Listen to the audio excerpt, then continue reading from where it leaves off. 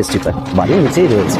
দাদা দাদা বলছি আমাদের একটু সাহায্য করুন না।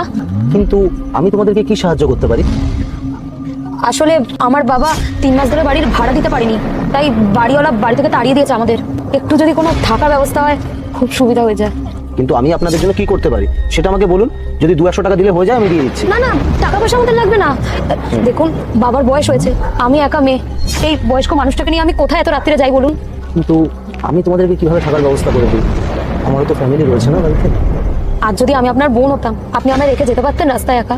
একটা রাতের ব্যাপার, একটু যদি কোথাও থাকতে দেন খুব ভালো হয় তাহলে দাদা। ঠিক আছে, দেখো আপনাদেরকে ভদ্র মনে হচ্ছে, আমি আজ রাতটা নয় আপনাদেরকে থাকার ব্যবস্থা করে দিচ্ছি। কিন্তু হ্যাঁ, কাল সকাল হলেই তোমরা তোমাদের ব্যবস্থা করে নিও, ঠিক আছে? ধন্যবাদ দাদা, অনেক ধন্যবাদ। ঠিক আছে, চলো তোমরা।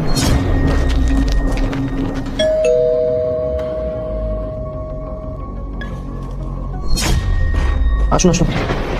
এই বর্ষা এনারা না রাস্তায় অসহায়ভাবে বসেছিল, থাকার জায়গাও নেই, তাই আমাদের বাড়িতে একটু নিয়ে এলাম।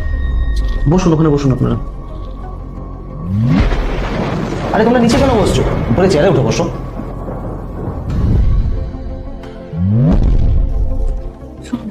এখন জানা নেই চেনা নেই, তুমি হুট করে দুটো লোককে এভাবে ঘরে নিয়ে আসলে? শুনতে পেলে খারাপ ভাববে। যাও গিয়ে রান্নাটা করো। আরে তুমি যাও গিয়ে রান্নাটা বসো, যাও।